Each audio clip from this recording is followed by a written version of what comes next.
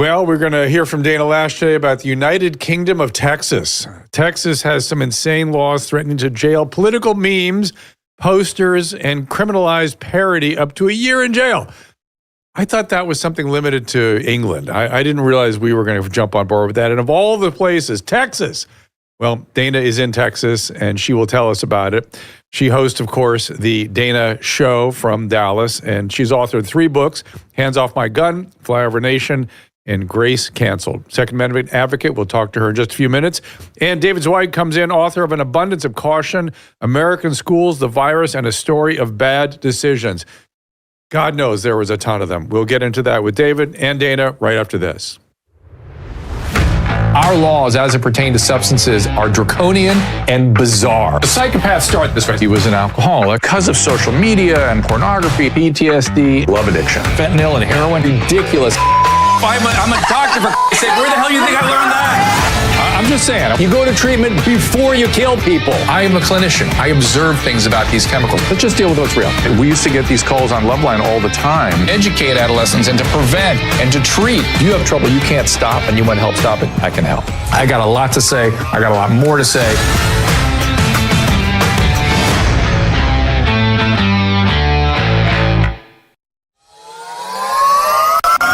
I'm excited to bring you a new product, a new supplement, Fatty. I take it. I make Susan take it. My whole family takes it.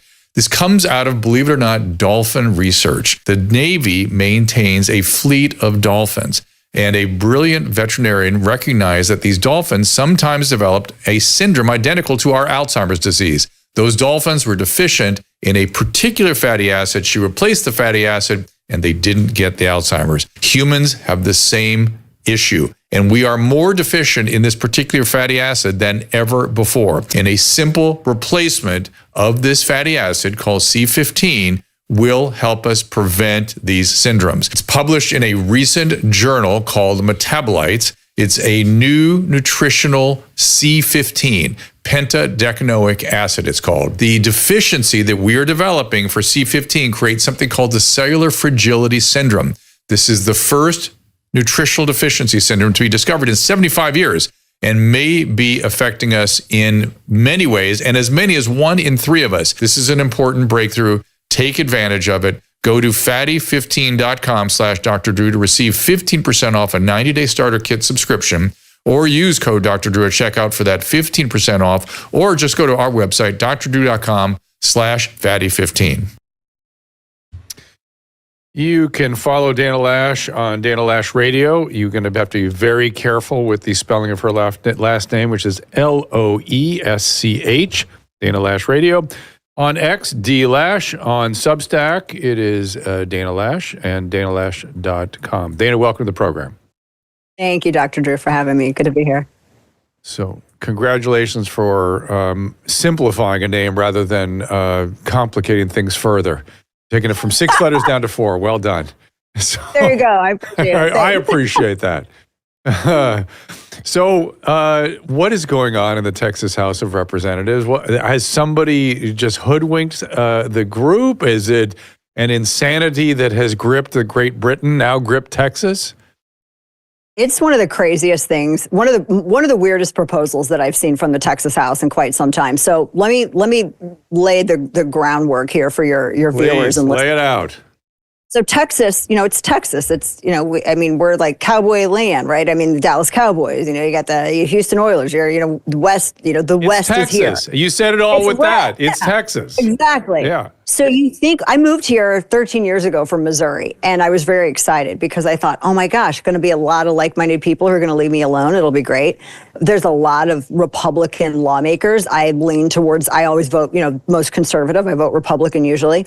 And I was very excited about the prospect of having like a decent legislature. And it was like a bait and switch. I get down here and I realize a lot of Republicans are really just Democrats who couldn't get elected in their districts running as Democrats. So they switched party affiliation, raised enough money. They had the name recognition, the contacts, the backing, and they were able to get elected as Republicans. And so we're seeing that kind of play out in the Texas House and in the Texas Senate. And we're really seeing that play out most recently with this House Bill 366 that you just mentioned. So the former Speaker of the House is a guy named Dade Phelan. This is how it started. Dade Phelan apparently went to the dais one night. They had a long day in Austin, and he was slurring his words. And when he held up that big Acme gavel and banged it down on the ground, he almost lost his balance. And all of these memes erupted after that. They called him Drunk Dade. People made fun of him on radio. All of these memes all over Facebook and TikTok and Instagram and X. And I don't think he liked it very much, because here we are not even a year later after that video, and he's introduced this bill. And they say that it is about protecting, I guess, truth in advertising and protecting people from generative AI, which that's really not what the language of the bill gets into. It's not just about political advertising. And it's really, the text is fairly short. I've read it. And they make it intentionally vague. So it's not about just political advertising. The nature of the language makes it to where technically, yes, it is actionable. They could go after people if they don't have a state-approved disclaimer on whatever image or video, et cetera, that they're sharing, if it runs afoul of this. And you're talking about potentially a year in prison and a hefty, multi-$1,000 fine. And they look at it as a misdemeanor. It's not First Amendment. It's not in keeping with the First Amendment. I can't imagine that it would pass, legal scrutiny. So, but that hasn't stopped them from proposing it anyway. So that's what's happening with us. It's sort of extraordinary. It makes me wonder, is it all the Californians that have moved to Texas that really is at issue here? Maybe they have infected the representatives in some weird way. I think yes and no. So the town that I live in Texas, our county, Tarrant County, and it's the last large red urban county in the United States. And there has been a major influx of Californians coming in here, which has somewhat altered the voting electorate a little bit. So when Beto O'Rourke ran, he actually got almost 2,600 more votes than Ted Cruz running against him his last Senate race that he ran. And so it's a battleground, and was the most conservative county in Texas, one of the most conservative districts in Texas. So it has changed it somewhat, but some of these outlying rural areas are still pretty hardcore red. When you get around Austin and Houston and around Dallas County itself, it gets pretty murky. So what are Texans going to do about this? I mean, it really is sort of extraordinary. When I hear about what's going on in Great Britain, I don't know if you saw Winston Marshall in the press pool yesterday or the day before, asking Carolyn Leavitt if the Security Council would consider taking refugees from Great Britain who are fleeing the incredible violations of free speech. And she said she'd look into it. I'm dying to hear what the feedback is. But it has gotten to the point where, no hyperbole, I think the U.S. government is going to contemplate asylum seeking to run away from exactly what Texas is doing. Yeah, exactly. And in Texas, one of the most conservative states in the union.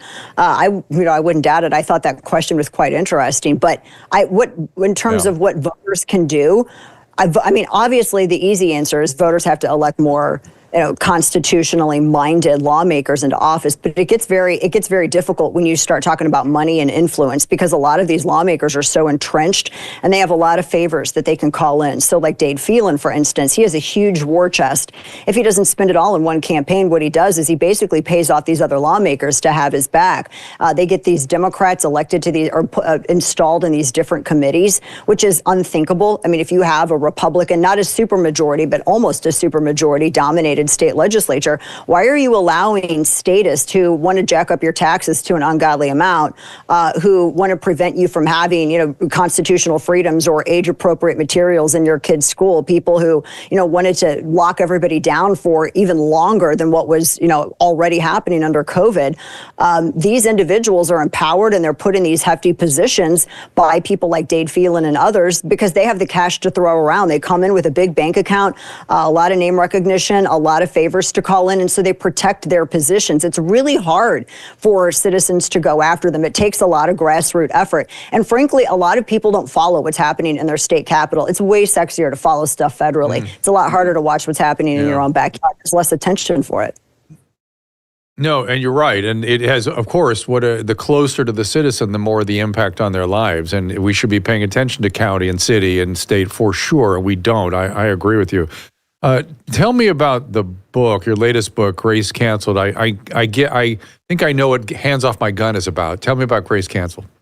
Yeah, Hands Off My Gun's pretty self-explanatory. Grace Canceled was kind of like right when, I guess, the woke school ascendancy and the cancellation that we started seeing. I actually got inspired to write that book from Norm Macdonald. He was a friend. I never met him in person. We only ever talked, in messages. And it was an interview that I saw him give on The View when he was sticking up for Roseanne Barr. And he was very contrite when he went on The View, to the point where it disarmed everyone. They didn't quite know how to handle him. He was saying that he was sorry for past offenses. And at first I thought he was trolling them. And to see somebody who is such a, powerful wise ass like Norm Macdonald in that position in front of all of those women in The View, it just struck a chord. And I kept thinking, these people don't want reconciliation. They don't want to mend fences and build bridges. They just want sheer and utter destruction. And so that's what started the idea for the book, because it's not about that. It's not about unity or cohesion. It's about destroying your ideological opponent, not even persuasion, which I think is the biggest win that you could have. They wanted a lesser win, which was destruction. Persuasion takes too much. Well, it is a psychopathology that's getting acted out all over the place, and sort of all roads lead to narcissism and narcissistic rage, doesn't it? I mean, and so you're not going to find any satisfaction in coming together with people that are finding a common ground. That's not the feeling that they're responding to. Last time I saw Norm Macdonald, I was with him in a green room in the Ice House Comedy Club in Pasadena, and I watched him go right out on the stage, and he goes, "Hey, I'm sorry, I love Bill Cosby. I love everything about him. I model my life out of Bill Cosby. I love everything about him except his comedy." Anyway, so I just thought, oh my God, he's so funny.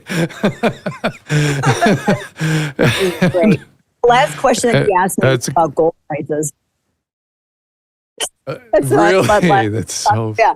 He's asking me about price of gold. What do you think about this? It was weird little questions, but he was a really nice guy. And I had told him, I said, I got inspired to write the CEO. Like you kind of kickstarted that whole line of thinking. And, it was true. And he talked about that a little bit later on, before he passed away. But yeah, that's where that book idea came from. And he was a great example of that.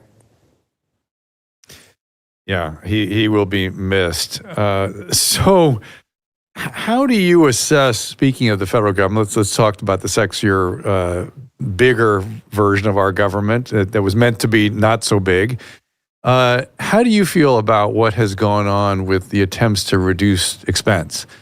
It seems like, Elon has been in there hard at work, and yet what's happening? I love the idea of having a very flashy auditor. And that's what Doge is. I mean, it's a glorified auditor. And I love it. And I love how flashy they are about it, because it's like, let's make cutting spending look cool. And I love the fact that it's a bunch of dorks. And I don't say that as a pejorative. I mean, I really respect these people. They're a bunch of nerds that are going in there with, read-only access, all under NDAs. And they're seeing a lot of the obvious waste and fraud, and then some stuff that people haven't been tracking. My concern is that people are going to turn on them and him if there's not a lot of movement in Congress. None of this stuff matters if Republicans don't get it together in the House and codify this. They got to make tax cuts permanent. They got to pass these USAID cuts. They have to do all of this stuff. And they're too busy fighting amongst themselves. And I get it.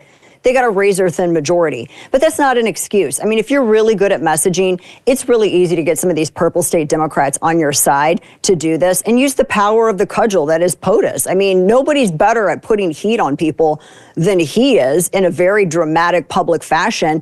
Kick that into gear and let's start taking names and going after some of these lawmakers that are holding all of this up. Because what's going to happen is, if they don't do this, the economy, the polling on the economy, we knew it was going to be a little tough with the tariff war and all that. But without tax cuts, the sequencing was a little concerning to me. Without tax cuts, you basically have double taxation. You need a shot in the arm for the consumer. If you're not providing that, then the polls are going to start tipping a little bit on the economy. It could bleed over into other things. Then before you know it, midterms, we're looking at losing the House, and then it's going to be impeachment palooza. It'll be a disaster.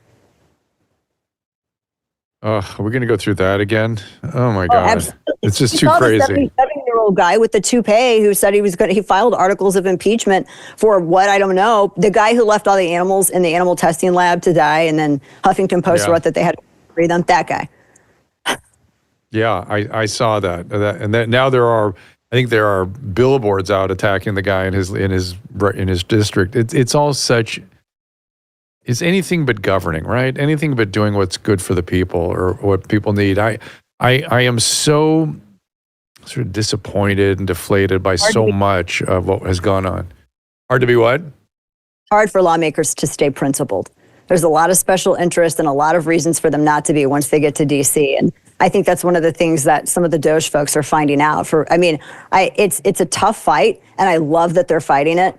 I'm a little worried as we roll into midterms, to be honest. Do you know what's going on when these lawmaking maneuvering that's going on now? It feels like the sausage is getting made, and it feels like there's a lot of action, but no reporting. I don't know what's going on. There's a lot of debate about it. I had a conversation with Congressman Chip Roy, who has been fighting, the increase in spending for some of these other programs, because the argument always is, well, if you cut taxes, that's spending, and you're going to have to make up for it elsewhere. Well, if you just cut spending, then you won't have to make up for it elsewhere. There's so much ridiculous waste. If we just went back, ideally, if we went back to an Article 1, Section 8, that would be amazing, and we would have a surplus. But nobody has the spine in Congress to do it. They're bristling at even incorporating some of the cuts that they're talking about, and that's what I've heard from numerous lawmakers in D.C. They want to do it, but they also know that they're going to get beaten over the head about it in their own districts, because a lot of these lawmakers, this wasteful spending comes in the form of contracts, pork barrel spending, stuff that they win for their voters, and they can't come back empty-handed. They have to have something to show for it. So it's not just the lawmakers, it's also voters' expectations, because I'm sure, Dr. Drew, you've seen people criticize, they're cutting too many government jobs. They're, proposing too many to Medicaid. Well, that's part of austerity hurts. We saw the Greeks go through it. Austerity hurts, and it's a tough road, but if you're serious about it and you really want long-term sustainability, this is what it takes, and this is the reality of it. And what hurts if you don't do it is far more painful. I spoke to Scott Bessent about this, and he was very focused on deregulation. He felt like if we could get some of the spending under control and we could really deregulate, and I would dare say the way the economy is kind of going, it feels like rates are going to come down too. That's like the kind of sort of management he seemed to be looking at. Do you think that would work? I think it would work, and I think he's one of the smartest minds that they have in the administration. I feel very encouraged that he's right there and has the president's ear, because he gets it. He understands it. None of this is going to matter without deregulation and cutting spending. And I also love that they're also kicking in more energy, domestic production with energy, loosening up some of those regulations as well as part of this. So we can, it's also a NatSec thing too, but it's great that he's doing it. It's great that there are people who get it after 4 years of not having that. So I'm excited, and I'm glad that he's winning a lot of the inter-administration battles on this too. I think that's important. What is Article 1, Section 8? That's everything that the government can do and what the government can't do. All the authority of the federal government is all listed in Article 1, Section 8. Anything that's not in that reverts back to the state. So all of the stuff with, as uncomfortable it is for some people to acknowledge, education, all of these other things that are not included in there, if it's not kicked back to, we don't need it. Yeah. Right. So I'm sure you saw the White House Correspondents' Dinner where they were congratulating themselves, and they gave an award to an author who wrote, a journalist who wrote an article about a book about Biden's decline, and the Democrats that were hiding that from them, and how they just missed it, and how it was impossible for them to see it. I don't know about you, but I was reporting on his Parkinsonism for 3 years before his presidency ended. And in terms of his cognitive decline, that poor guy, I don't know if his cognitive decline was from the medication he was getting for his Parkinson's, or part of his Parkinsonian syndrome, or a separate dementia-bending illness, or something else more serious medically going on. Could be any of those things, because we got none of that information. But to say that we couldn't see objectively the changes, that who are you going to believe, you or your lying eyes, you couldn't obviously see the changes.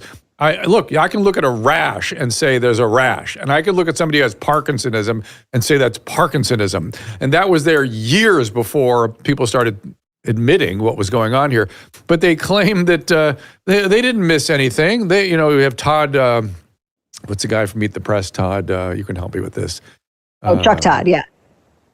Chuck Todd, yeah, talk saying, I refuse. This is a communist. This is a plot. This is a talking point as a narrative.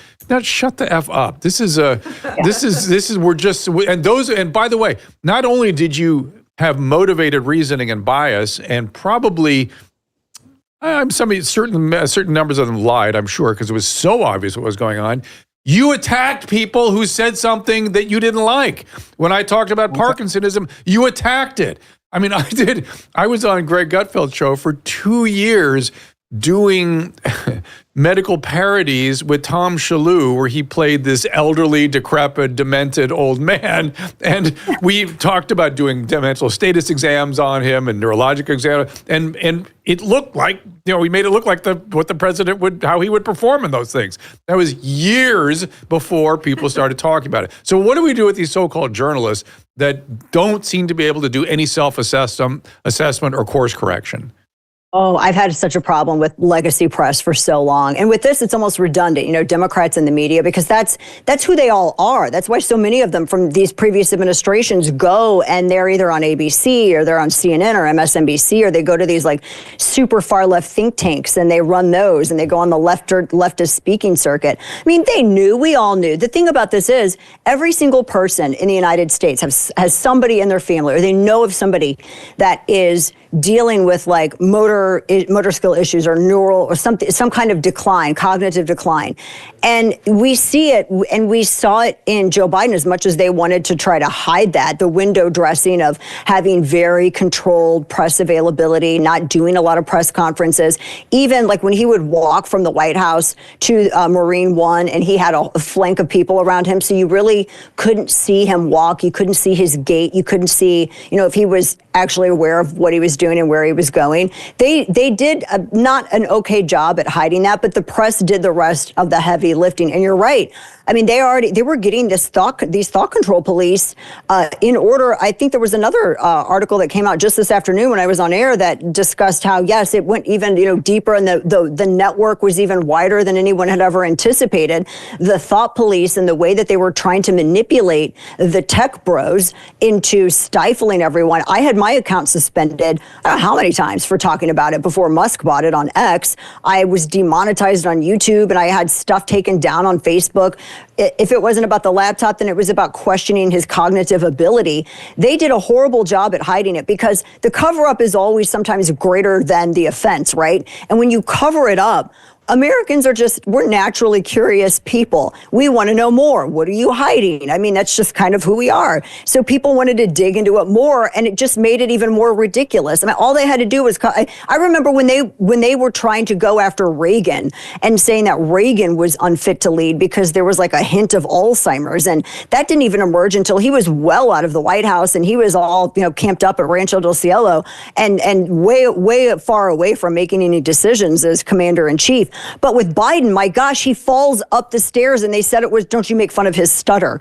Like, that's not a stutter. He literally fell with his purse. His feet don't stutter. That's not how that works. But they attacked everyone, and they made you sound like a crazy conspiracy theorist for, as you said, just like noting what was happening right in front of your face. All of the disinformation and the info ops that they perpetrated on the American people did so much to damage our faith in our system.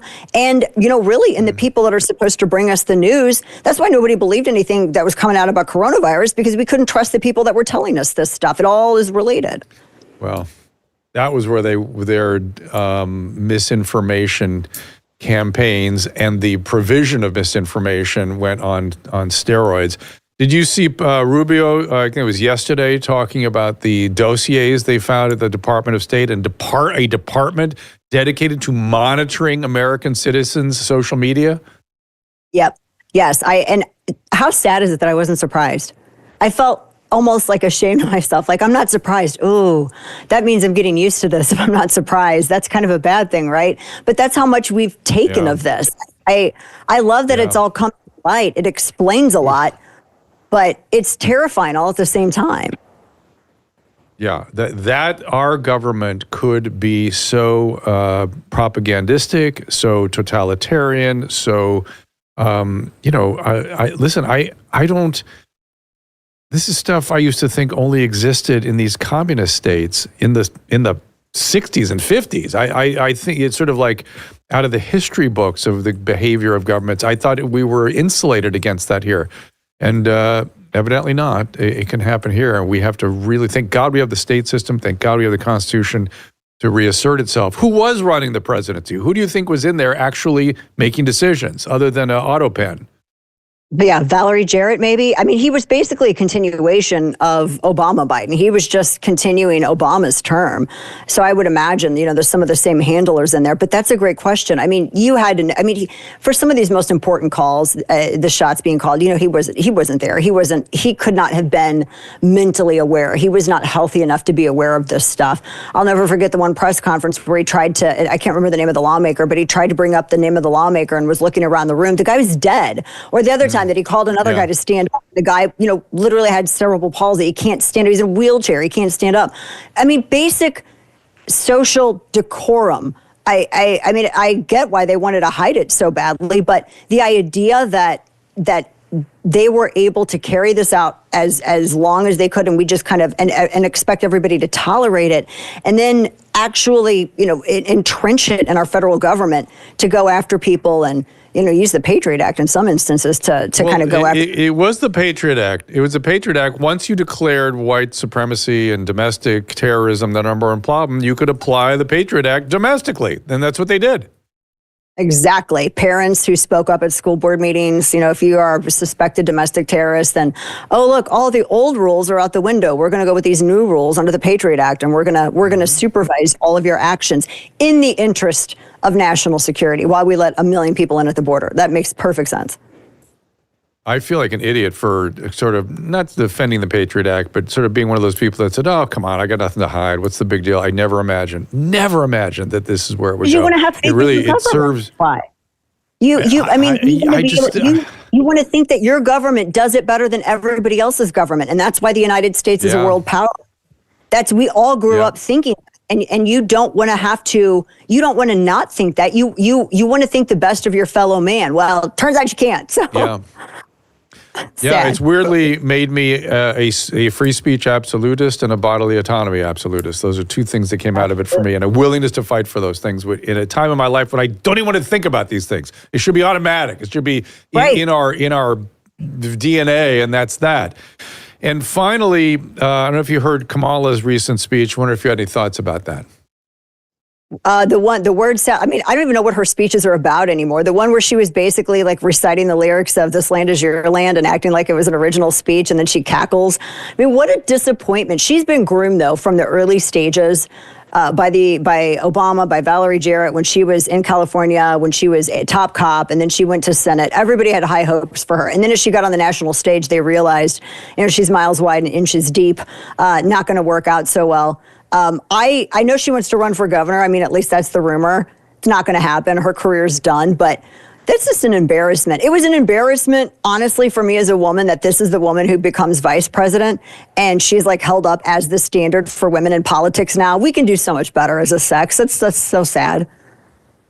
It's interesting. I spoke to somebody, I was in Washington, somebody who had worked in her or had a relation with her of some type. And she told me, this woman was really smart, and she would get up at the podium, and I don't understand what happened to her every time she get to the podium. And I don't know if there's some vodka involved. I don't know if it's a speech, phobia. You would think they'd get a psychologist in there to help her with that. But I have a hard time believing, maybe it's true, but I have a hard time believing that everything falls apart at the podium every single time. That's just her weak spot. Yeah. I think for her it's a lack of self-discipline, and she's not likable. She does not have like this very amiable countenance. She's just does not come across that way. Like I can look at people on the other side of the aisle and be like, okay, you have a likable personality. Like Bill Clinton. I mean, the policy, but get a likable personality. A lot of people may not like Trump, but he's got a likable personality. You can't say that about Hillary Clinton. You can't say that about Kamala Harris. J.B. Pritzker, he comes across as incredibly unlikable. She also has that unlikable quality, and you cannot manufacture it. You can't focus group it, and you can't hire enough people off K Street to make it real. It's so weird that she, she has to know that people are making fun of that laugh, and yet it just doesn't change. It's the same every time. It never changes. It's that cackle. I can't even make that sound. It's like and then there's a whole, throw your head back and bring your chin down. There's a whole, it's like, bad guy don't do laugh. that. Come on. She's like a vaudeville villain. Like she's like, that's what you hear from somebody who's like standing at the railroad track, tying somebody up, but not like a person at the podium, a very important politician. Twirling her mustache, were she a male? So let's kind of wrap this up with what's on your radar now. What are you worried about? What are you thinking about? So I had a really good conversation today talking with the Secretary of the Army and the General of the Army, General George, about drone warfare, which fascinates me. And I'm really, I find that that was, I thought, a really great announcement that they came out with today. They told Doge, you don't have to Doge us, we're going to Doge ourselves, because apparently in the military, you have a group of hardliners who just want to be a lethal fighting force, and they don't want to be a social experiment, and they just want to do what they need to do, save resources, save lives, accomplish the objective without mission creep, get out and get home. And you have a bunch of people who want to make it political fodder, and nation build and drag us all over the world. So it was really good to see that transparency. They came out, they're like, we're a little bit behind in some technologies. We're going to change that. We're cutting spending. We're reallocating resources. We're going to streamline it. And we're going to expand acquisition so that we can actually start moving towards more modern warfare, like drone warfare, which I think is fascinating. It changes, just like how Stalingrad changed war fighting from, armor divisions, tanks, and, the old way of doing things to urban combat. This is changing the whole game as well. And it's interesting to see where it goes. It's a little frightening because we're a little bit behind. And I really appreciated the transparency that they had. And that's one of the most positive things I've ever had to say about military leaders in 8 years. So that was nice to see. So following that, obviously, the Mike Waltz stuff, and then everything with cutting spending, all the stuff that we've been talking about, being responsible stewards of taxpayer dollars. Dana Loesch, where can we see your radio show and hear it? Everywhere. Channel 347 DirecTV. You can find us on X and Rumble and Facebook and YouTube and all that good stuff. Appreciate you joining me. I hope we'll have you again. Hope to meet you in person one day. Yes, would love it. Thank you, Dr. Drew. It's a real pleasure. I've watched you for so long. I watched Loveline back in the day. Been doing it for so long. That sort of summarizes it. But yes, thank you for that. Appreciate it. I think you're a vampire, but that's okay. God bless you. Literally the exact thing. Thank you so much. Good to see you. My goodness. You can follow Dana on XD Loesch, Loesch. Watch the spelling. Dana Loesch Show, LOS. No Botox either. Loesch. Me? No. It's all natural. Substack, Dana Loesch, DanaLoesch.com. Dana, Loesch. David Zweig comes in just a second. The book, I'm going to give you the name of it. Hold on here. Screwed up. Here it is. An Abundance of Caution, which is words that shall ring in my head forever.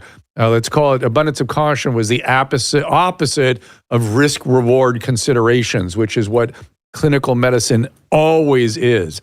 Abundance of caution, I've never uttered those words talking to a medical student or a resident. It's always, what's your reasoning? And then why did you make that decision? What was the risk reward? And if it doesn't come down clearly on the side of reward, then you shouldn't have made that decision. There's no abundance of a caution. American Schools, the Virus, and the Story of Bad Decisions. Right after this, David Zweig. The Wellness Company knows that taking charge of your family's healthcare is a top priority, and being rationally ready, and who knows what the future will hold for us. Now TWC has a service to cover your family's medical needs, including and especially prevention. For just $100 a month, the One Wellness Elite membership includes 2 free medical-grade nutraceuticals per month, free prescriptions for over 800 of the most common medications, access to concierge telemedicine, available at a moment's notice, and a 15% discount on all supplements and the emergency kits. 15% off the emergency kits. That's quite a saving. So if you're spending $100 or more on supplements and meds every month, this plan will already save you money. If you sign up for a year, you'll save $200. And when you use the link, drdrew.com/TWC, you'll get 10% off the first payment to the One Wellness Elite membership. Check out One Wellness at drdrew.com/TWC and get 10% off your first payment. drdrew.com/TWC. It's all there. Dr. Drew said the best way to quit drinking is by going cold turkey, and he's a doctor, so why would you question doctors? Dr. Drew called me unfixable.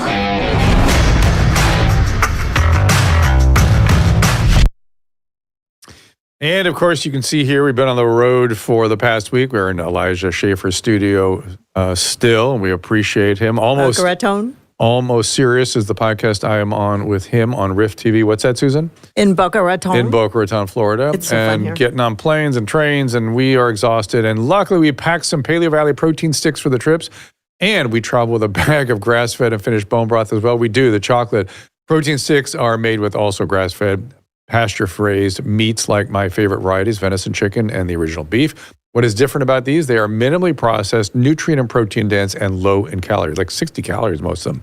Same time, they're filling. In fact, I've eaten them as meals when the options are limited on crummy fast food or airplane fare. Haley will tell you they came in very handy when we were at the White House meeting with some of the HHS staff. He was downing the sticks. Oh man, I was so happy I brought those. I ate them at the White House. Like bringing Paleo Valley to the White House, it was great. Oh, I loved it. I was so happy I found those in my bag. Drew does not. I told Drew. You did warn me. I told Caleb, Drew does not eat. Okay, so you have to 10. have food with you.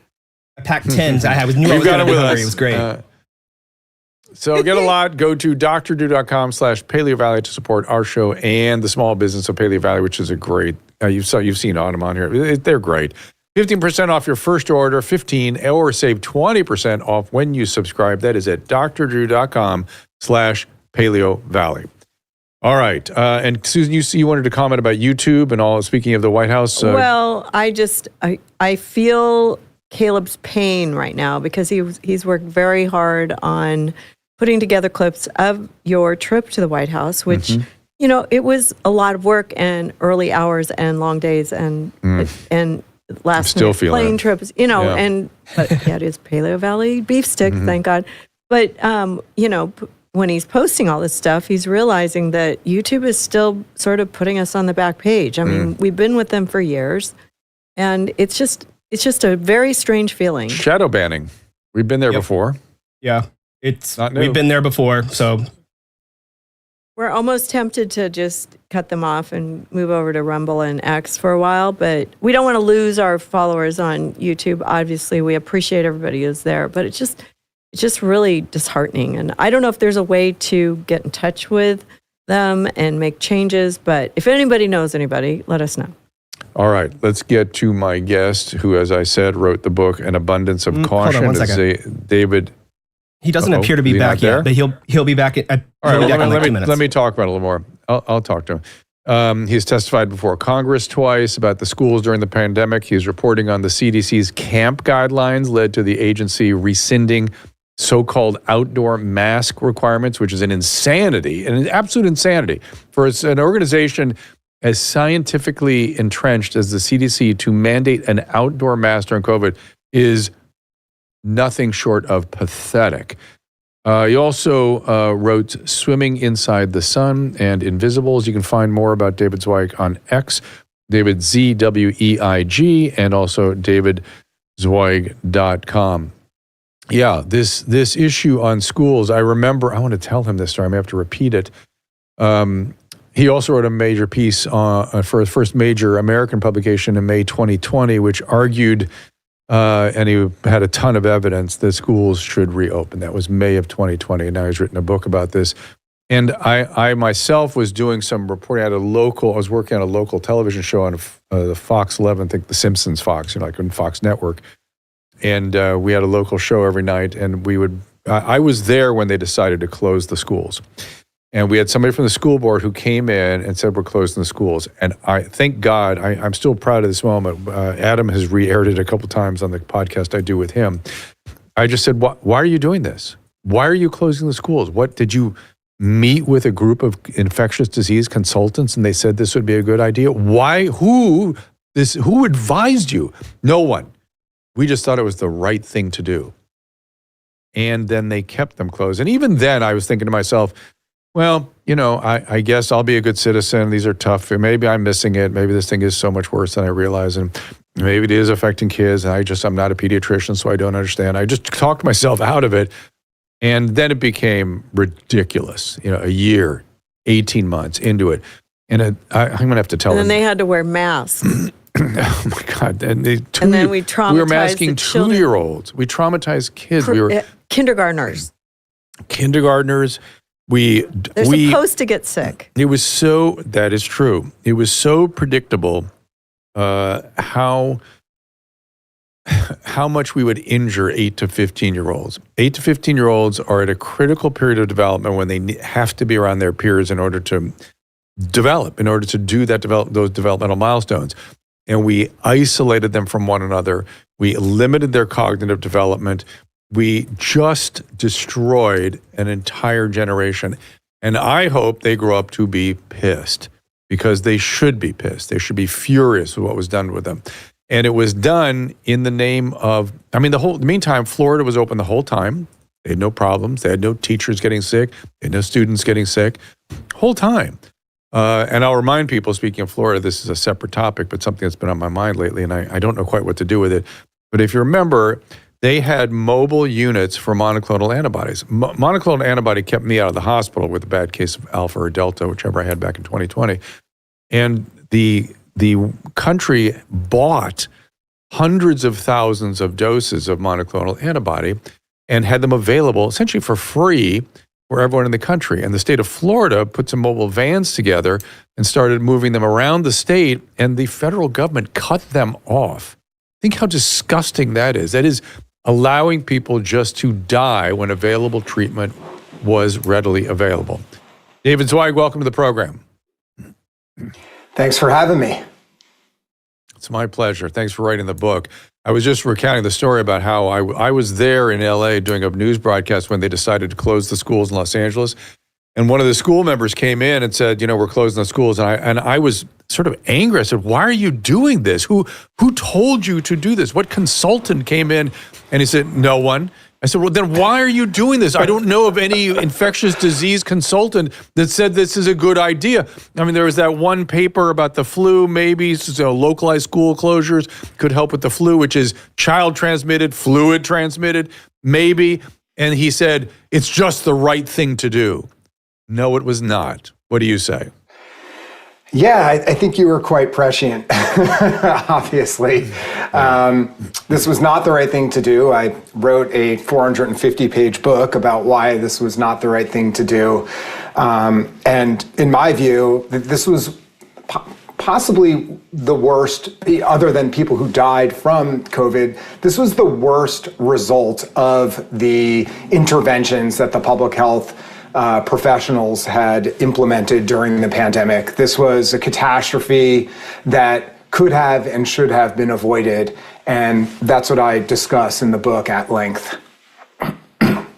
And I so appreciate you writing the book. And I actually saved my next comment for talking to you here live, because I know I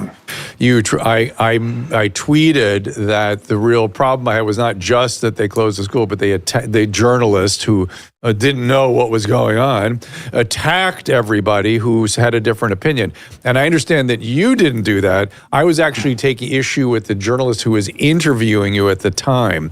And I know it sort of sounded like I was coming after you. That was not my intention at all. I am deeply appreciative of you writing this book. And I always look for opportunities to apologize. So I want to apologize if it seemed like I was going after you. That was not the case.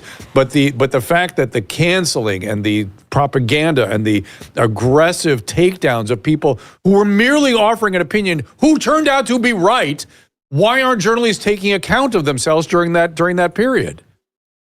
It's quite an extraordinary circumstance that the degree of tribalism that occurred during the pandemic, and still does now in certain respects. And as you described it, I occupied a pretty rare lane where I was writing a lot of pieces in Wired, The Atlantic, New York Magazine, pieces that really challenged the establishment view. But I was doing it from the establishment. And I was maligned. And, very early on, I was called a murderer, Trumper, et cetera, all for just pointing out the evidence. That was it. I approached this topic apolitically as a journalist with my features, and then certainly with the book, that I have no agenda. I'm not trying to win points. I'm trying to make things clear to the American public. This book is almost like a case study of the failure of the expert class.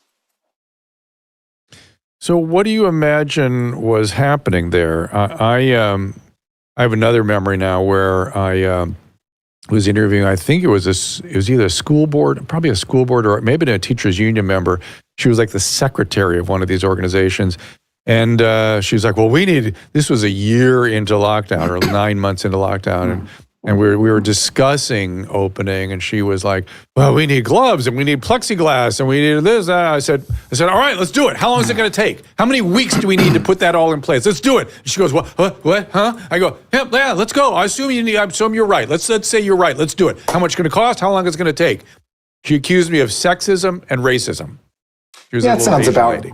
Yeah, that sounds about right. It's about right? Yeah. And so what happened? What do you imagine?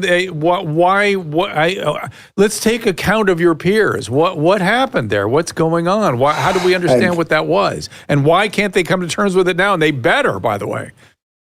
Yeah, don't hold your breath on that, unfortunately. Look, people are generally not inclined to admit when they were wrong. David, I'm going to stop you. I want to stop you. Wait. I am delighted to admit when I'm wrong. It means I learned something.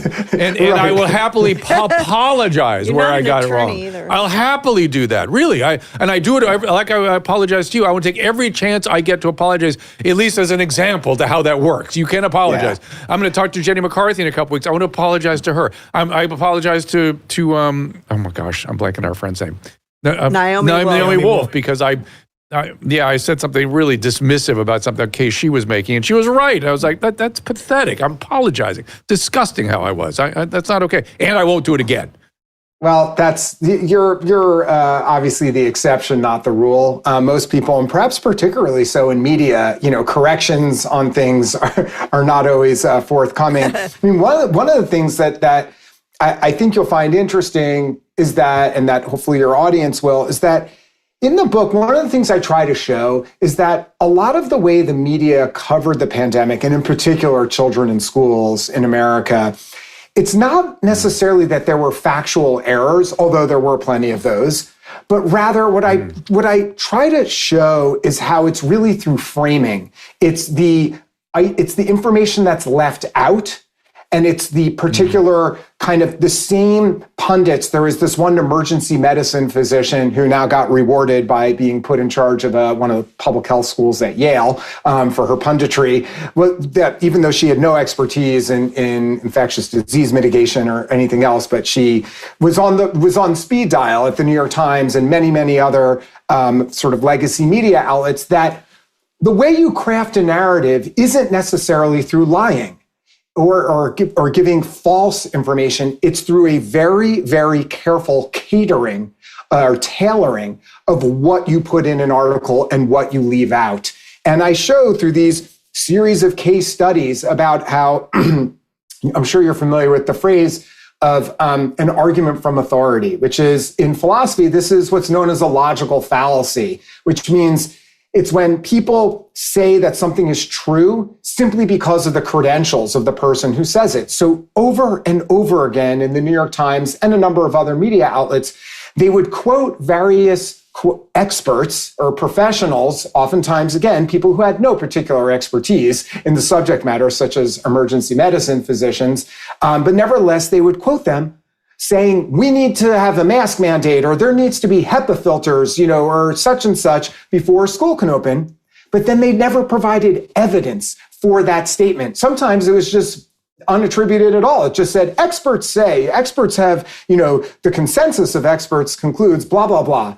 And that's what led me on my path pretty early was observing that over and over, I kept being told these things, but I wasn't seeing evidence. And the way my mind works and the way I work as a writer and a journalist is I'm always drilling down. I try to get to the source. I spent years, many, many years ago, before it became politicized, as a magazine fact checker. And we were taught you have to go like 2, 3, 4 layers deep until you get to the source of information. You can't just trust something because someone says it. But that's exactly what happened within the media. And unfortunately, it left the American public deeply misinformed about a variety of things in the pandemic, but I think most damagingly about, one, the risks that SARS-CoV-2 posed to most Americans, but most importantly to children, or the lack of risk that it posed to children by and large. And two, the public were deeply misinformed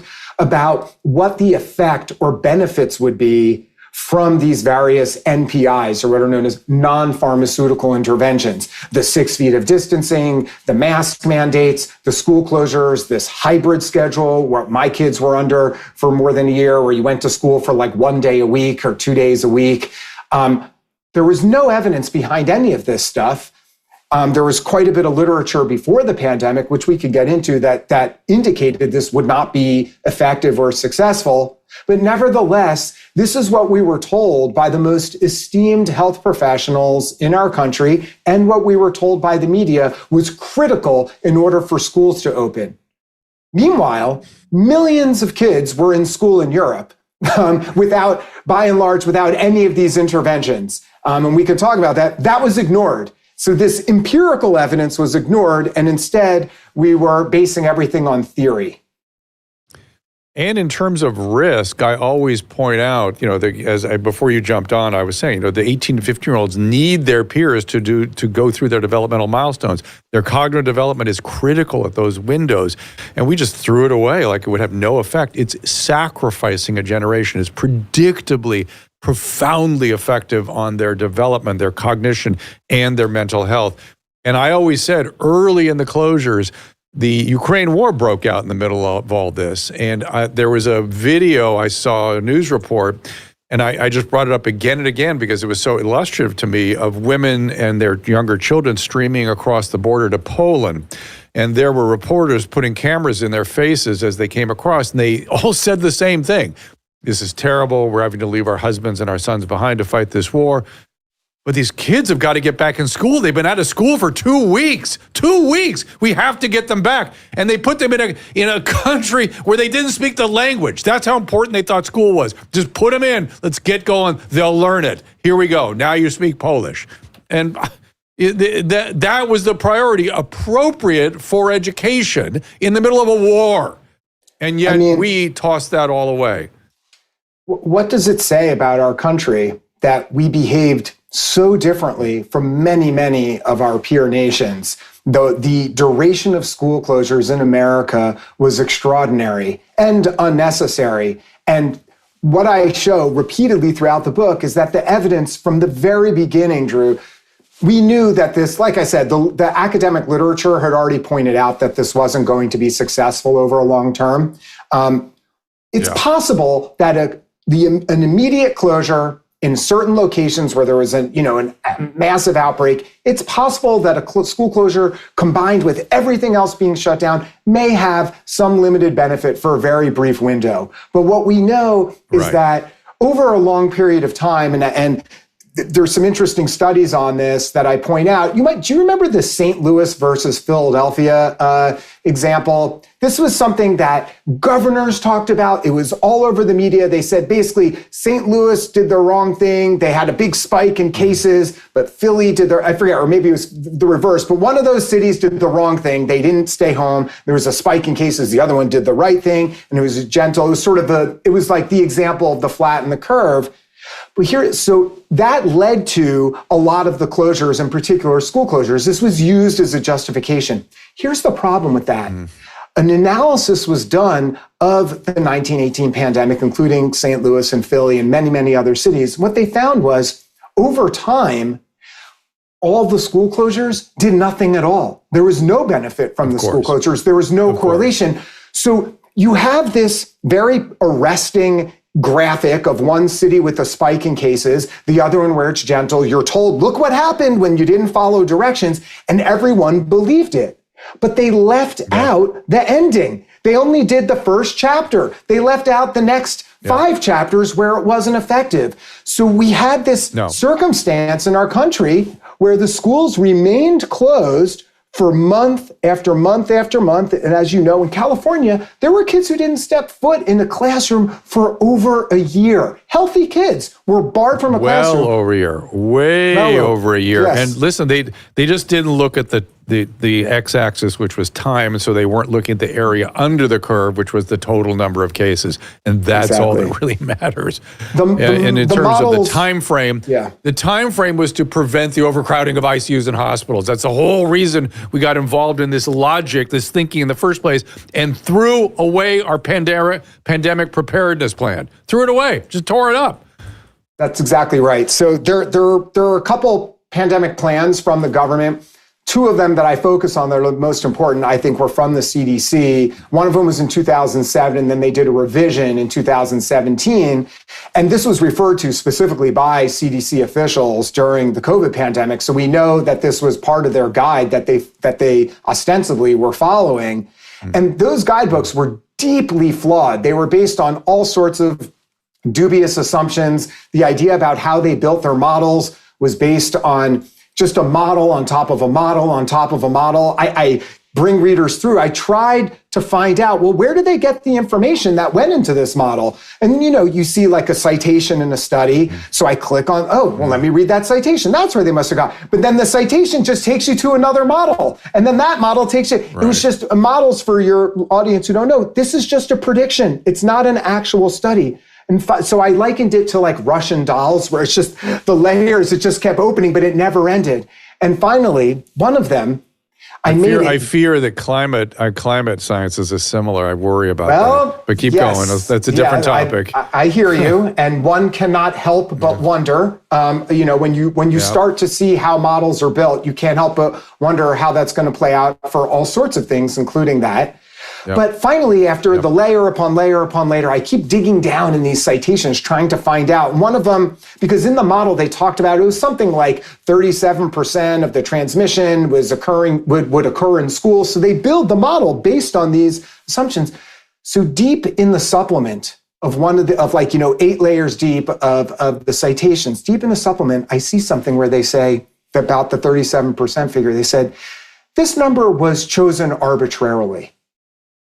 Like, people don't understand. This is like one of the many bombshells I have in the book. You're saying, like, people don't. 6 feet. 6 feet. 6 feet was completely pulled out of thin air. But as bad as people think this may have been, and as cynical as we are, people do not realize the half of it. The fact that the models that the whole response were built upon were in part based on an arbitrary number, but you have to go deep enough digging into the supplement to find out. So this type of thing just shows the really shaky science. But here's where it gets worse. As bad as those guidebooks were, at least they were made during a sober period of time. They weren't done during an emergency. They had a plan. There was some logic in them. And they even talked about some of the harms that would come from school closures. So they had a lot of problems, but they had a plan.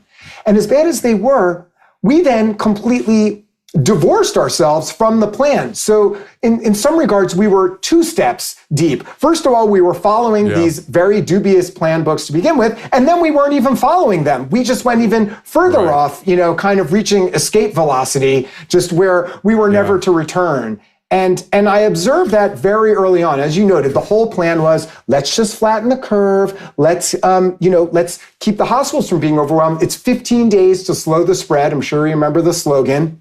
Well, as you know, what happened after 15 days? They added another 30 days. But do you remember big pushback in the media? I don't. It just sort of happened. It's like the frog in the pot. The opposite. Right. No. Right. The opposite, because at that point I kept saying 2 things. 2 things I encountered. One was I kept saying, guys, we had a pandemic 10 years ago, and H1N1, and it was brutal. It killed 300,000 people, and you didn't know it happened. The Obama administration elected wisely not to make a big issue of it and to put their pandemic plan in place. And it killed a bunch of people, and it passed. Political virus. But isn't I kept saying, can't we now? Isn't there an in-between reaction between what Obama did and now closing the world? Isn't there some sort of intermediate, like the Great Barrington Declaration? They had an intermediate plan, but no. And I was then met with 2 words from the press repeatedly that I swear to God I'll get violent if I hear again. These are grim milestones and staggering numbers. I heard that over and over and over and over again. And at the time, that was at the beginning. And I kept saying, the numbers are going to get big. What are you going to call them then? Because they're not big yet. They are unfortunate, but they're not big. Then they were just grim milestone. So cumulative, you had to clean up too. all those stickers. Yes. What's that? So, I'm sorry. So for me, one of the things that kind of really set me on the path and that alarmed me was just, kind of dovetailing with our point here about you had the 15 days. I live in the New York area. I wasn't knowledgeable about what was happening. So I'm going to go along with what the CDC says. I didn't necessarily fully believe them or no, but I didn't have enough knowledge to go against their guidance at the time. But once they added on the 30 days, the sort of, spidey sense kind of began for me where I was trying to make sense of what was going on. And toward the end of April, I was walking with a friend of mine on like the high school track at the time. And at that point in time, I was tracking what was going on with case rates and hospitalizations. The new cases in New York had dropped by 50% by the end of April. Yeah. So I said to him, my friend, I said, hey, this is great. We did it, man. We did it. We flattened the curve. We were told what to do. We followed the instructions and we achieved the goal. We did it. We flattened the curve. So I said, what, do you think they're going to open school next week or something? And he was like, they're not opening the schools. I'm like, well, what do you mean? We did it. We flattened the curve. We did what we were told and it worked. Now we flattened the curve and they didn't open the schools. And that was the first thing that even now, this many years later, even after spending years writing this book, I still, when I talk about this, it still kind of makes the hairs on the back of my neck stand up. It still is so alarming how things can happen when you're told, the government has some degree, of authority to panically if they think there's an emergency, but then they just kept extending it. And there wasn't any real evidence or reason given for why we achieved this thing we were told, and then they didn't care and kept going. And then the second piece to that is toward the end of April and the beginning of May, millions of kids began going back to school in Europe. And as you know, in Sweden, their lower schools kids never stopped going. And in Florida, it took a little while for Florida before they went back. But in Europe, they began going back in the spring. And the education ministers of the EU met in late May, and they said there are 22 countries reopened schools, and they said, we've observed no negative consequences of this. Now, I watched this video over and over because it seemed like a mirage. How could it was almost like, how could I be seeing this? Because no one was talking about it. This wasn't on the front pages of our papers. But isn't this the most important piece of evidence they were looking for? Europe were our guinea pigs, in effect. We should have opened our schools way earlier, but even if we didn't, once they reopened and they said this wasn't a blog post, this wasn't in an obscure medical journal. This was a meeting at the EU, and they said we've observed no negative consequence of 22 countries reopening their schools. And they met again in June and had the same determination. And virtually no one covered this. And that, to me, what I talk about in the book, it's almost like the original sin, or one of the original sins at least, where at that point, no health professional in America could honestly say that, well, we didn't know. There was so much we were learning. We're building the plane as we fly it. All these, very exculpatory metaphors. None of them were true because millions of kids were already in school and they kept giving excuses. Well, that's Europe. It's different. It doesn't count. No, There were cities and towns throughout Europe that had the same population densities as cities and towns in America. Some of them had higher case rates, some had lower case rates. It didn't matter. They opened their schools and there was no negative consequence that they observed. And by the way, as you surely know, they also didn't have mask mandates on 2-year-olds and stuff the way we had here. They did not have HEPA filters by and large. They did not have 6 feet of distancing across the board. Many of them were doing 3 feet or 1 meter or nothing at all. Yep. All of these excuses, we were told, were critical. We cannot open schools. They're not safe until we do this. They weren't doing any of that stuff there, yet somehow this was like ignored. It was as if we didn't have modern technology to understand what was happening across the Atlantic. So to me, it's very, very challenging to square how our public health, quote, experts kept telling the American public, with the aid of the legacy media, that all of these very special interventions needed to happen in order to get kids in school, even though we had the most perfect open study, natural study possible with millions of kids where none of this stuff was being used. At the time, it did not, the physicians, the medical community was cowering. They saw what happened to anyone who spoke up out of line, who challenged anything about the public health the government was saying. So it was not the medical community doing it, although they were duplicitous. They weren't the chorus. It was the journalists. It was the press. So it really begs the question: what happened? I mean, I hope you write at least 2 more books. One about the behavior of journalists during COVID, one about masks, and one about the vaccines and the vaccine mandates in particular. Those 3 books need to be written because the history needs to be documented in the way you documented the school closure. But I should say a significant portion of my book, that school closures is the launch point. You will be happy to know I have multiple chapters exclusively devoted to the media, where I have like the media part 1, part 2, and part 3, where I basically dissect and take apart. You look at the anatomy of what happened in these like lengthy New York Times features and other pieces to understand what was actually going on with journalists, where I basically describe that they shirked the sort of core responsibility, which is to be skeptical of claims by those in power. When you think about what journalists traditionally are supposed to be doing, they're very skeptical of big business, of the government, of the church, whatever it may be, all these large institutions that journalists typically, or at least ostensibly, are highly critical of. Somehow that evaporated during the pandemic when it came to the public health authorities, which imposed arguably the single most invasive, interventions on the American public in a generation, if not in history. Yet there was no question. Even history. Exactly. Sort in of history. A draft.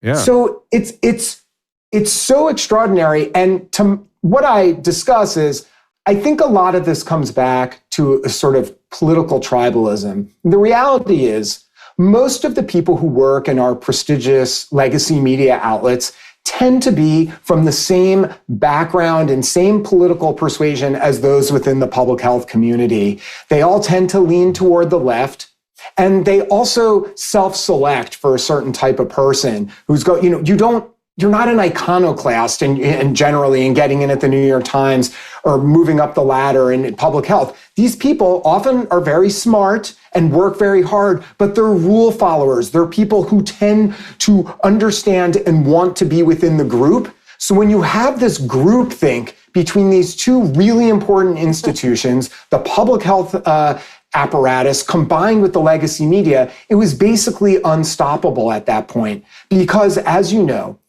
Trump, in the middle of the summer or early summer, had said in his way with a tweet in all caps, "Open the schools in the fall," with a bunch of exclamation points.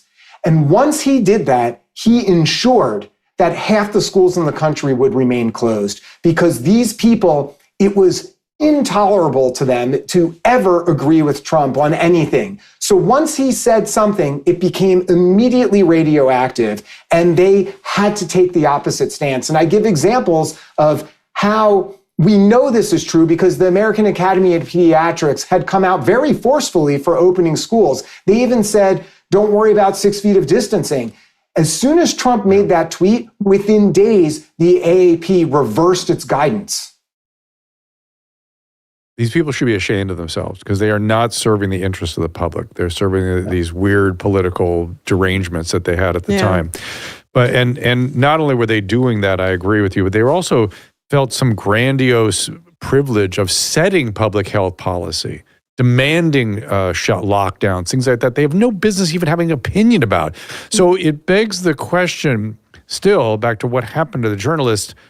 I first, I had two thoughts at the time. One was, who do they think they are? They're setting public health policy. They think they should demand it. That's not journalism, number one. And then why the overwhelming, you brought this up yourself, the overwhelming preoccupation with narrative story. Why don't you just report the facts? Why does it have to form some narrative that you've conceived in your head? Why can't you just be a reporter, report the facts? What's going on there? Narrative formation is how policy essentially was both created and defended. And as you pointed out, I think at the beginning of our conversation, part of that narrative formation and sort of narrative, there's almost like a policing of the narrative, was the charge that anyone who disagreed was a fool, was, you were a piece of garbage if you didn't want to wear a mask and keep your 6 feet of distancing. Never mind that these rules were made up and arbitrary. As I'm sure you're aware, much of the mask defense of the mask mandates were based on studies such as ones that were done in a lab where they glued the mask to a mannequin's face. Like, that is not how human beings operate. So, much of what I talk about in the book is this sort of distance between something that might make intuitive sense and might look good in a lab study, but the distance between that and reality, because human beings are not mannequins. And generally, even healthcare professionals, and I'm sure you know about this, even they have trouble wearing a mask properly and tightly fitted for a long duration. And that's the professionals. There was zero chance that children in the school, you have a bunch of 5-year-olds wearing a mask that, their parents bought off of Etsy or Amazon, that they were having any sort of effect on this. And sure enough, there's zero randomized trials that show that mask mandates in schools are effective. And they're not. In fact, there's quite a bit of evidence to the contrary, that they're just not effective. And it's not because a mask theoretically will stop a virus from passing through. Yes, it can if it's glued to a mannequin's face, but humans don't behave that way. And it's the same thing with the school closures overall. Someone might intuitively think, well, yeah, there's a bunch of kids running around with snotty noses. Sure, closing schools will probably have some benefit. But again, that is the distance between the theory and the reality, because the reality is, as we talked about earlier, over time, people don't comply with uncomfortable and difficult recommendations. Just like you're not going to keep a mask tightly fit to your face for 8 hours, people, even the introverts among us, don't stay sequestered at home for weeks and then months and months on end. It doesn't happen. And sure enough, I point out in the book, there's a lot of mobile phone data that proves this, that even before they pulled back on a lot of guidance, people were already moving around. And that's to say nothing of a significant portion of the population of the first line people who are out there working, who are always mixing in society. And where were their children going? Well, some were left home alone, but many of them went with a grandparent or a neighbor, or they went in some sort of childcare situation where they were mixing with kids from all different neighborhoods and towns, which it is argued is actually worse than just going to school if you're concerned with viral sort of spread. That now, instead of kids being with the same group of kids every day at school, now they were mixing with all sorts of people. So what I try to point out is that there's such a chasm between what our intuition might tell us and what actually occurs in real life, that our intuitions are often wrong. And that's particularly true with medicine. And I give a zillion examples through history where things that seem really obvious, like they might work, don't actually work once they're tested. And that's exactly what happened in the pandemic, is that in America, Our health professionals followed intuition and theory and ignored empirical reality. It's why we have to do double-blind, placebo-controlled studies, crossover studies, is because the evidence is the evidence. And if you don't have the evidence, you can't say shit. And that's just unfortunately the reality. And I've taught medicine for years. I've had to, work on the thought processes of young residents and medical students. And I understand it's not normal to think that way, but in medicine, you have to think from the evidence exclusively. And to say something like, I had to do something, is how you do harm. It's why we press do no harm. And the fact that you have Francis Collins and guys like that not contemplating the harm, it is disgusting. There's something wrong with that man. And then finally, you mentioned that no one is going to follow the recommendation of wearing a mask tightly fitting for 8 hours. You know what? No one got that recommendation because everyone was told mask up between bites during the middle of the day. So they were encouraged to pull their mask down to eat. And that completely invalidates any effect of the mask at that point, which is just totally bizarre. That's how you knew this wasn't working. Mask up between bites. The most outrageous recommendation of all. With masks. Yeah, right. Along with the on the airplanes, where you're allowed to take it off while you're having a drink and all that. I mean, the idea. Yes, exactly. The idea that a bunch of kindergartners were going to effectively have a mask on all day long was basically so dishonest that it was farcical. There was almost a fantasy. I'm going to be charitable and say, David, it's delusional. It's actually mass delusion. It was delusional. I was saying it at the time. In retrospect, it looks delusional. It is a thought disturbance. They were in an altered state. And I guess, I've never been through one, but I guess the behavior of crowds, Le Bon had it right. Mass delusions happen. And that's just the way it is. It's like a fugue state. And well, it's a collective loss of mind. It's a behavior of crowds. I mean, I found myself reading books like The True Believer and what was Gustave Le Bon's book. I started reading them at that time because I'm like, this is not normal. They're disturbed. This is something wrong. There's something wrong with people's thinking. And you sort of hinted at it being their political derangement. Yeah, I think that may have been the sort of igniting issue, but it was panic. And the panic always makes things worse, and panic goes into delusion eventually. So, well, listen, I'm just so appreciative for you writing this book. I'm delighted to hear that you take on the press. I can't wait to read this. I do say that you should tackle the vaccines because we need a rational, even conversation. Mandates is where no one could defend the mandates. It's just completely off the rail. But it seems to me, humbly, but maybe you'll come up with a defense for it when you read your book. No, there was no reason to mandate them. For a vaccine that doesn't stop transmission or infection. Don't even. Hurts young people, harms them, and we're just starting to deal with that. But you might have helped the old people. Yes, I gave it to my elderly patients, and some of them I think benefited from it. I really do. But I mean, that's what it was made for. Elderly people. Remember, teachers in many places were moved to the priority line for the vaccine, and then they still didn't go back to school in many places, even after they went ahead of more vulnerable people. Just wanted to add that in since you're talking about the vaccine. No, of course. And when I was tweeting with you, earlier, last week, people were like, what about the teachers? No, the kids have to save the teachers. It did not affect the teachers. But millions of people died, don't forget. Yes.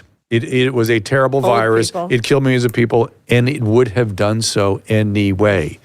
Exactly. That's it. That's the way it works. What you've described is the exact argument people keep giving to me is, do you know how many people died? I'm like, whether it's 10,000 or 10 million, that still doesn't mean that these interventions were effective, would ever be effective. It's irrelevant. And that they didn't add to the harm dramatically. Exactly. A whole generation and by the way, in terms of years of life lost and years of productivity and years of illness, mental illness and cognitive decline, years upon years, massively more impactful than us losing a lot of 80-year-olds, which was horrible, but it's way worse. So there we are. Years of life lost, people. You've got to take that into account. Older generations are supposed to take care of younger generations. That's the social contract. And we failed. We failed on that. Disgusting. In any event, you have any other books coming up or things on your radar? Should we look forward to? This is it. I just hope people will read vaccine mandate, this. I'm going to have you write. Yes. Because while you know this and your audience knows it, it's really important that I wanted to set the record straight, that because otherwise you have this convenient exculpatory narrative of, well, we did the best we could. That is what most people within the establishment are saying now. So I hope my book for people will serve as this counterweight to try, at least we'll have something in the quote official record saying, no, we knew from day one what was going on. This is not a retrospective Monday morning quarterbacking. This book takes you through chronologically in real time. Here's what was known. So we actually have a historical record of the failure of the expert class that happened. Yep, there we were. DavidZweig.com is where you can go, ZWEIG, David Zweig on X. SilentLunch.net is the newsletter, is that correct? That's an homage to, they barred children from speaking during lunch in many schools. So I named my Substack after that completely bonkers practice. They were not allowed to talk. Little kids were having silent lunches while sitting on the concrete outside in New York City and other places. So that is the odd name of the newsletter, silentlunch.net. You will not cease to talk. You have an important story to tell, and the history must be remembered as it happened, not as well, we wish it had happened or make ourselves feel better about what we did. Silent Lunch, and then, of course, the book is An Abundance of Caution, which is a cautionary tale in and of itself. David Zweig, such a pleasure. Thank you so much. Yeah, I'm really glad to have the opportunity to chat with you. Appreciate it. Stay in touch. Thank you. Will do. And coming up, we are taking a little time off here. We come back with Jenny McCarthy, as I said, on the 16th, I think it is. 15th. 15th, okay. Caleb put the upcoming guest on the board there. We got a lot of great Tim All I keep Pool. thinking is this is what socialism feels like. So I'm not sure. I understand. Silence Silence your children. it's like Put a mask on.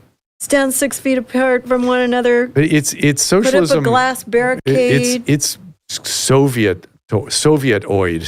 It's like communist. really, but really like But still, the it's worst just- form. Gary Brecka, biology hacker. We're going to get into him. We're going to get into. I can't see quite who follows there where I'm reading. Lauren Delano is on the 20th. Lauren Tim Pool, Delano, the 22nd. She is the book Unshrunk. Tim Pool. We got Clayton Baker. I'm looking forward to talking to him. He's written a great book I've just recently read. Ann Coulter. A lot of good stuff. We appreciate you guys supporting us. Caleb, tell them what you're going to put up next week so they can look for it. I have a bunch of classic episodes that I'm lining up. These are the ones that may have been right at the early part of the pandemic. People like probably Dr. Zelenko is going to be in there. Rest in peace. We're going to have early ones of Dr. Jay Bhattacharya that I'm lining up. They're going to be live streamed back out again. And it'll be show on the screen that this is a replay of something, but really to bring up some of these classic episodes and remind people of what you went through back then, Drew. Like back in these early days, you were trying to tell people all this stuff and people weren't, it was tough. It was tough. They kept trying to censor you and they still try to. But Drew, I actually have a question before you leave because I know you're going to go out of town and this is breaking news. Okay. Can you explain why a lot of people, health experts are alarmed at the fact that RFK Jr. wants to order placebo testing for new vaccines? This just came out today in Washington Post. I don't understand. I was going to read Vinay Prasad's sort of defense of this, why this needs to happen, and I was going to use it when people ask me this question. I haven't had a chance to read it yet. But I don't understand why it's an issue at all. I guess their alarm is that they won't stand up to scientific scrutiny and that somehow that will hurt people if they don't sign up to. I don't understand why you would be afraid. Nothing's going to happen in the meantime. Right. Why you would be afraid of seeking the truth. I don't understand it. It's just very hard for me. The argument I've seen, which I do understand, which is that, well, if you're doing, if you're trying to save people who might be, suffering or dying, and then you're giving some people a placebo, then you're allowing them to suffer more. But I also think at the same time, just the lack of confidence that so many people have in public health now, that's a disaster that has to be fixed. And I think the way to fix it is to do these studies. This is what the moms have been asking for decades. And just do the studies. Let's be clear. There are a lot of people who willingly don't want to take vaccines. There are a lot of those people out there, and they can be the control group, everybody. So there you go. So it's not as though treatment will be withheld from some group who would otherwise take it in the study. So that makes no sense at all. Nobody's going to do the study, though. NIH can do it. Kennedy says he's going to do it. He just maybe. announced. Placebo-controlled they're gonna do studies. it. Yeah. Yeah, for They're all doing new it. vaccines is what he said. Any new vaccines, or he says, have to go through these placebo-controlled trials, or at least that's what he's proposing that he's going to have to do. Which, why not? and If they work, build the confidence back up in them. There's a loss of confidence in it, and just why don't you just do the studies? And if it comes out the way that people have been saying for decades, then fine. Isn't that going to save a lot of lives? Like, just do the studies, guys. And then I would urge people to follow Vinay Prasad, V-I-N-A-Y Prasad, P-R-A-S-A-D. He's one of the best medical commentators out there, and he has been spot on all the way through the pandemic, and he continues to be to this moment. All right, y'all. We'll see you with Jenny McCarthy on is that the 15th, Caleb? Am I getting that right? That's a new show coming up a week after next. We'll be out of the country for a little while. And Gary Brecka, that looks all That's great. Thursday, Gary's the 15th of May. And Ann Coulter. We got a lot. These are all my friends. That's when we'll be interestingly. back. Tim Pool. We'll get all that coming your way, and we appreciate your support. Please support the people that support us. Continue to buy their great products. We just are so fortunate to have these great products on board with us, and I use them all day long. Somebody asked, when will Adam be on? Susan has been working on that. I want Adam to come on. She's been bugging me about that. We've talked about getting Tyrus back on here. Speaking of recreating the pandemic era, we'll get him back in here, and maybe get Kat back in here. She needs to go off, and everyone that's attacking her for being a bad mom. So we will see you all. She just became a mom. When she's already a bad mom, listen, and she just.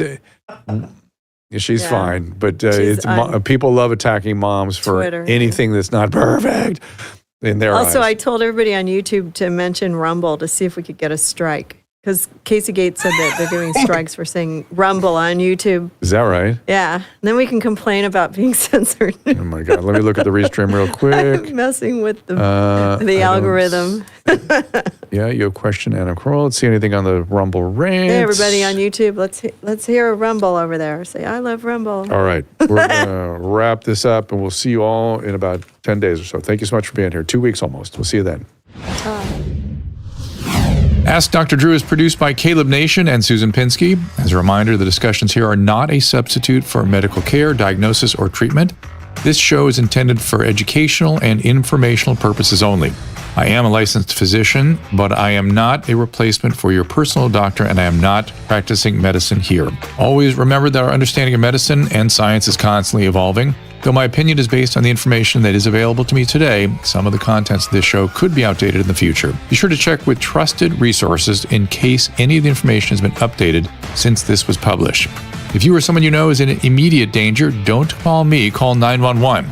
If you're feeling hopeless or suicidal, call the National Suicide Prevention Lifeline at 800-273-8255. You can find more of my recommended organizations and helpful resources at drdrew.com/help.